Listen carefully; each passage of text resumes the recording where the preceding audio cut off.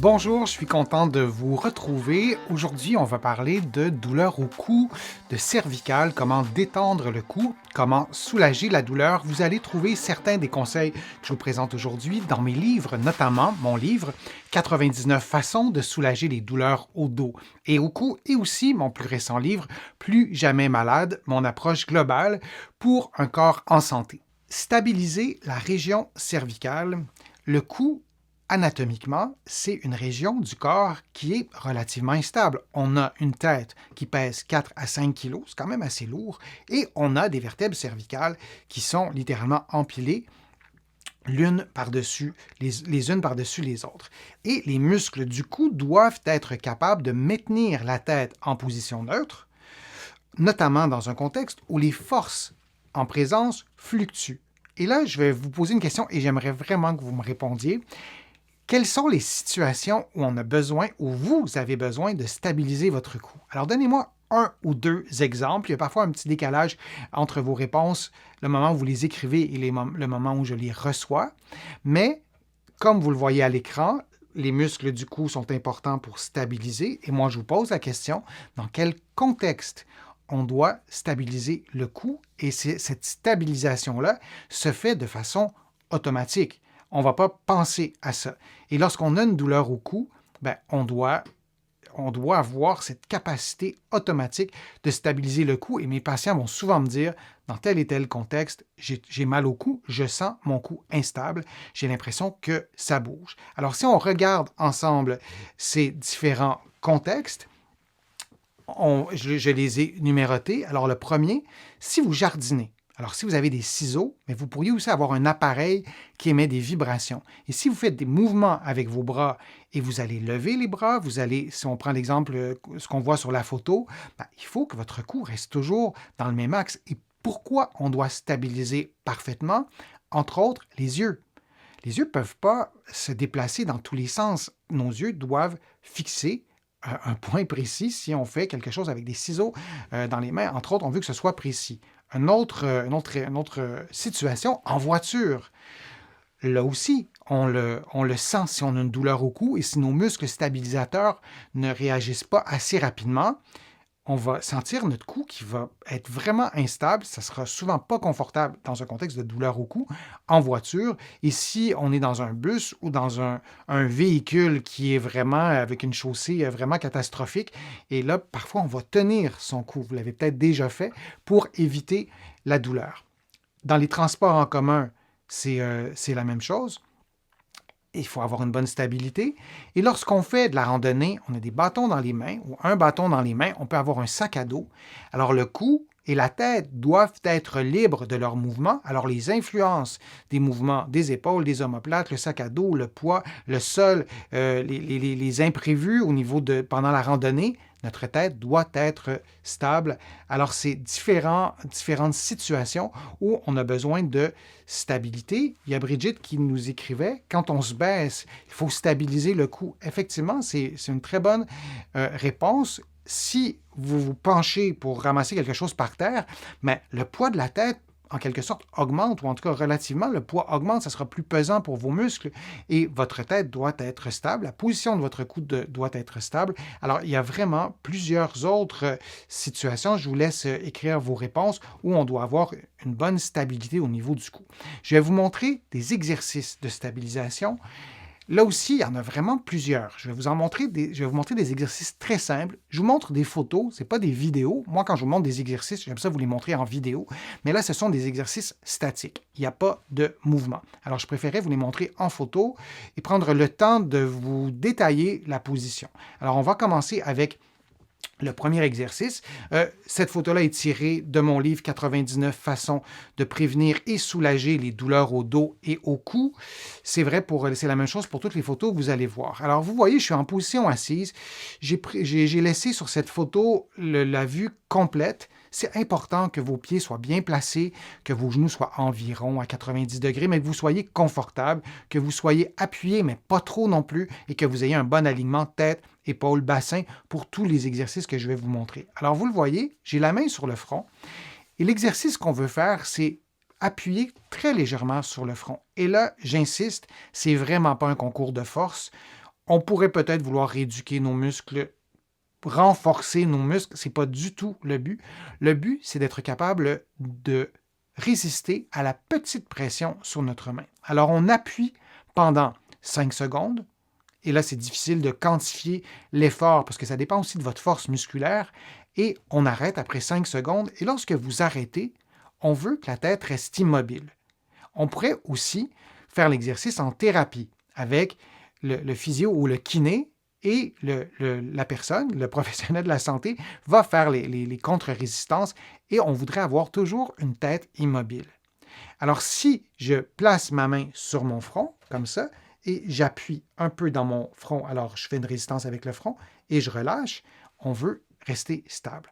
Alors ça, c'est une façon de le faire. Il y en a vraiment plusieurs autres. On pourrait prendre aussi des bandes élastiques. Je vous en ai souvent montré sur ma chaîne. Et on peut s'amuser à stimuler différents muscles. On peut faire, par exemple, le même exercice, mais la tête légèrement en flexion. Et lorsque vous faites la résistance, vous tentez de rester immobile. Si vous forcez et vous voyez que votre menton se déplace vers l'avant, premièrement, vous forcez probablement trop fort et votre tête n'est pas restée immobile. Quelqu'un qui vous regarde faire l'exercice ne doit pas comprendre ou deviner dans quelle direction vous poussez. Vous poussez 5 secondes, vous relâchez, vous pouvez reprendre la position neutre et vous pouvez répéter une dizaine de fois et refaire ce même type d'exercice, mais dans différentes directions. Je vais vous les montrer. Tous les exercices que je vous donne sur ma chaîne, je vous dis toujours la même chose, aucun exercice ne doit reproduire ni augmenter la douleur. Et si c'est le cas, vous consultez un professionnel de la réadaptation, un physio ici au Québec, un kiné de l'autre côté de l'Atlantique, votre médecin, mais vous consultez, c'est pas normal d'avoir de la douleur quand on fait ça et on veut comprendre pourquoi on a de la douleur. On a aussi d'autres façons de faire la résistance. Vous voyez, j'ai la main ici, mais c'est difficile pour vous de savoir, en regardant par où, dans quelle direction je fais ma résistance. Et donc, ce que je veux faire, c'est une résistance dans ce plan-là de l'espace. Donc, ma tête va, si j'enlevais ma main, ma tête ferait ce mouvement-là. Alors, vous poussez dans la tête en faisant un mouvement d'inclinaison. 5 secondes, vous arrêtez. On pourrait aussi placer les deux mains et faire un mouvement d'inclinaison, 5 secondes à droite et 5 secondes à gauche. 5 secondes à droite, 5 secondes à gauche. Et d'alterner comme ça entre le côté gauche et le côté droit, on pourrait faire aussi la même chose entre la flexion et l'extension avec l'exercice que vous avez vu, on aurait mis une main derrière. Et là, je vous montre une autre photo. Ça pourrait ressembler à la même chose et ça pourrait être dans la même direction. Alors, je pourrais tourner la tête comme vous le voyez et faire le mouvement d'inclinaison. Mais on peut aussi faire un mouvement de rotation. Si je vous le montre sur moi, je vais prendre la même position que tout à l'heure et plutôt que de faire ça comme ça, ce que j'essaie de faire, c'est de tourner à droite ou à gauche. Et je pourrais peut-être tenir ma tête comme ça pour que la résistance soit dans le sens du mouvement. Je pourrais tourner un peu ma tête, je pense que j'ai dit à gauche, je pourrais tourner un peu ma tête à droite, appliquer la résistance et tenter de tourner et de relâcher pendant 5 secondes. Alors, on peut faire l'inclinaison et on peut faire la rotation en position neutre. On peut tourner la tête de, peu importe, 10, 15, 20 degrés et faire la résistance, même chose, en inclinaison ou en rotation.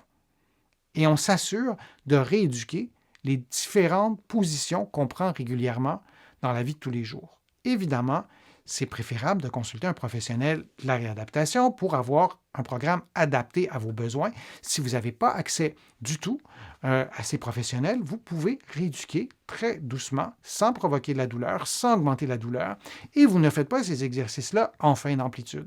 Vous n'allez pas tourner au maximum de votre mobilité et là, en plus, commencer à pousser dans différentes directions. Je ne vous recommande pas de le faire, mais de le faire dans différentes directions, comme vous le voyez en ce moment, je pense que c'est intéressant de le faire pour pouvoir stimuler, activer les muscles qui sont stabilisateurs. Alors, même chose, on place la tête en inclinaison de quelques degrés, on pousse dans la main et on le fait dans les deux directions, une main à la fois, ou on peut placer les deux mains sur la tête et on fait 5 secondes dans une direction et 5 secondes dans l'autre. Est-ce que c'est clair? Alors, répondez-moi. Si ce n'est pas clair, posez-moi vos questions. C'est important pour moi d'avoir un petit peu de rétroaction. Donc, dites-moi si c'est clair ou pas. Je pourrais apporter des précisions suite à vos questions. Alors, ces mouvements qui sont nécessaires à la stabilisation de la région cervicale, ils sont importants. L'idée, ce n'est pas d'aller chercher de la force, mais de réveiller, d'activer ces muscles-là. On en a besoin dans différents contextes, en transport en commun, lorsqu'on fait du jardinage, lorsqu'on est en voiture, lorsqu'on travaille, lorsqu'on est 7 heures devant un ordinateur. On a besoin d'avoir une bonne stabilisation des muscles qui sont activés et de les réveiller, de les stimuler. C'est essentiel et je sais que quand on a des douleurs au cou, on veut être soulagé et c'est important aussi d'avoir des stratégies pour soulager la douleur, sauf que lorsque les douleurs sont chroniques, perdurent, souvent nos muscles stabilisateurs se sont affaiblis et on doit les rééduquer. J'espère que mes conseils vous ont été utiles. Je vous invite à regarder d'autres vidéos sur ma chaîne pour approfondir certains éléments. Je vous remercie d'avoir été là. Je vous remercie aussi de me poser vos questions sur le fil de discussion. Pour ceux et celles qui souhaitent faire une contribution, je vous le dis, ces contributions sont essentielles à la poursuite de mes productions de vidéos sur YouTube. Je vous en produis de plus en plus. Vous pouvez contribuer en cliquant sur le petit cœur directement sur YouTube ou en visitant ma chaîne ou plutôt mon site web, le www.denisfortier.ca. Vous allez trouver aussi beaucoup d'autres informations dans mes livres que vous allez trouver partout en librairie, notamment au Québec, au Canada, mais aussi de l'autre côté de l'Atlantique. Et vous allez aussi trouver beaucoup d'informations sur mon site web. Vous allez pouvoir vous abonner gratuitement à l'infolettre, au courriel thématique. Vous allez voir, c'est facile de s'y retrouver. Alors, n'hésitez pas à m'interpeller sur les réseaux sociaux. Ça me fait toujours plaisir de vous lire. Je lis tous vos commentaires et j'essaie d'y répondre quand je peux en personne ou sinon, j'y réponds à travers d'autres vidéos. Alors, je vous dis à une prochaine fois, à un prochain direct, peut-être à une prochaine vidéo. À bientôt.